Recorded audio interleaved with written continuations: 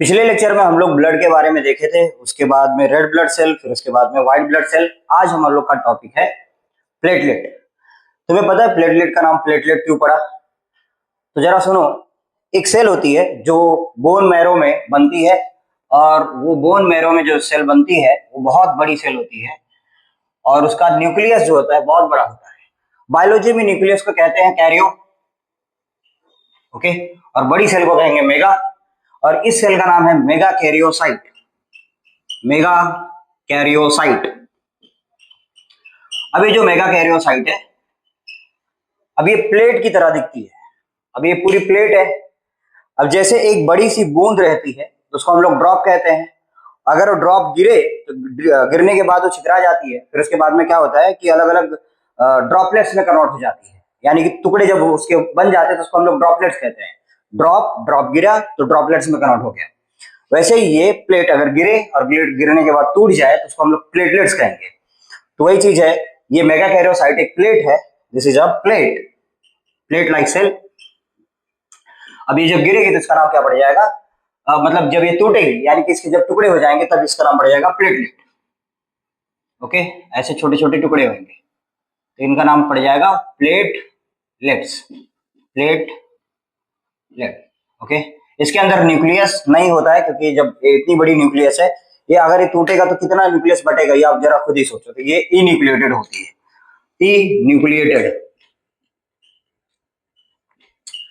जो प्लेटलेट है, प्लेटलेट का काम ये है कि जब भी कभी क्या बोलते हैं कट लग जाए तो ब्लड जो है निकलने जब लगता है तो जहां पे कट लगा हुआ ना सबसे पहले आके वही बैठती है प्लेटलेट।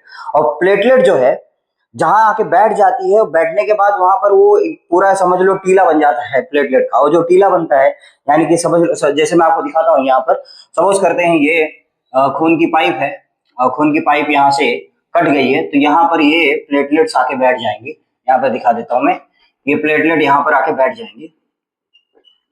ये खून की पाइप थी और खून के पाइप में आके यहाँ पर बैठ गई, तो ये जो चीज बन जाती है इसको हम लोग कहते हैं थ्रोम्बस। इसीलिए थ्रोम्बस बनने की वजह से इसका नाम पड़ जाता है थ्रोम्बोसाइट। तो प्लेटलेट का दूसरा नाम थ्रोम्बोसाइट। चलो हम लोग अब थ्रोम्बोसाइट के बारे में थोड़ा सा डिटेल में जानते हैं। ओके,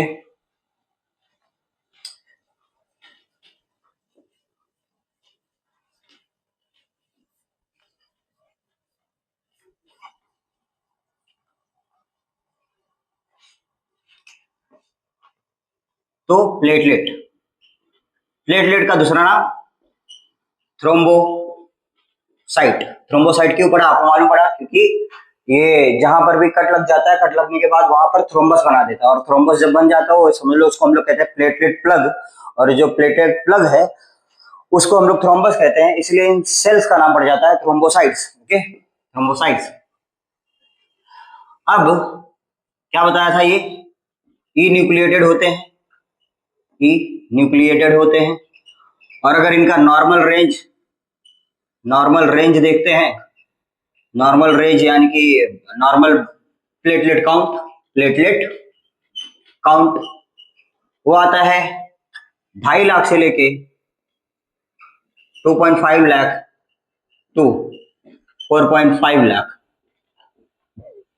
इतना आता है। अब ये किस में आता है 2.5 लाख से लेके 4.5 लाख? क्या 100 ml ब्लड में आता है कि 1 ml ब्लड में आता है या फिर 500 ml ब्लड में आता है? तो मैं आपको बताता हूँ, देखो कितने में आता है। तो पहले क्या लेने का, 1 सेंटीमीटर। उस सेंटीमीटर में कितने मिलीमीटर होते हैं? तो 10 मिलीमीटर होते हैं। इन 10 मिलीमीटर में से आप लोगे 1 मिलीमीटर, सिर्फ 1 मिलीमीटर को मैंने यहां उठा लिया। अब इस 1 मिलीमीटर का मैं स्क्वायर बनाऊंगा, इसको कहेंगे 1 मिलीमीटर स्क्वायर। और इस 1 मिलीमीटर स्क्वायर का अब मैं क्यूब बना दूंगा, इसका वॉल्यूम निकल के आता है 1 मिलीमीटर क्यूब। 1 millimetre cube. इस 1 मिलीमीटर क्यूब में जितना ब्लड आ जाएगा उतने ब्लड को हम लोग कहेंगे 1 cubic millimetre of blood. 1 cubic millimetre of blood. अब इतने से ब्लड के अंदर आपका जो प्लेटलेट आता है वो कितना आता है? 2.5 लाख से लेके 4.5 लाख। तो यहां पर क्या लिखा जाएगा? पर cubic millimetre of blood. Okay, तो आपको ये रेंज याद रहना चाहिए, क्योंकि इस रेंज से अगर डिक्रीज होता है इसका काउंट, तब जो चीज होती है उसको हम लोग कहते हैं थ्रोम्बोसाइटोपिनिया। क्या वर्ड यूज करेंगे? थ्रोम्बोसाइटोपिनिया। तो अगला पॉइंट रहेगा decrease in platelet, decrease in platelet count is called as thrombocytopenia. Thrombocytopenia. और जब ये डिक्रीज इन हो जाता है थ्रोम्बो मतलब प्लेटलेट काउंट, तब हमें थकावट महसूस होने लगती है, तब हम क्या बोलते हैं, बहुत ज्यादा हरास महसूस होता है। और ये चीज नॉर्मली तब होती है जब डेंगू हो जाता है या फिर टाइफाइड हो जाता है, तब ये चीज हमारे अंदर डिक्रीज करती है। और जब ये डिक्रीज करती है तो हमारे यही लक्षण रहते हैं कि हमें थकावट बहुत ज्यादा लगती है, बहुत ज्यादा थकावट लगती है, तो हमारा शरीर जो है ऐसा थका थका लगेगा। ओके, तो क्वेश्चन आता है कि फिर इसको बढ़ाने के लिए क्या तरीका है? तो कई लोग फिर आपको मालूम ही होगा, कीवी कीवी खाते हैं, पपाया का पत्ते का जूस पीते हैं, पपाया का पत्ते का जूस पीते हैं, ये सब बढ़ाने के लिए। ओके, तो ये सारी चीजें होती है ताकि ये चीज बढ़े। और डॉक्टर खुद अभी सजेस्ट करते हैं पपाया का पत्ता खाने के लिए, पपाया का पत्ता पीने के लिए, एक्चुअली पपाया का पत्ता का जूस निचोड़ के फिर उसका पीना चाहिए। और कीवी फ्रूट खाना चाहिए, क्योंकि ये प्लेटलेट काउंट को बढ़ाता है, क्योंकि उसके अंदर ऐसे गुण होते हैं कि ये चीजें प्लेटलेट को बढ़ावा देती है, प्लेटलेट को बढ़ाने में मदद करती है।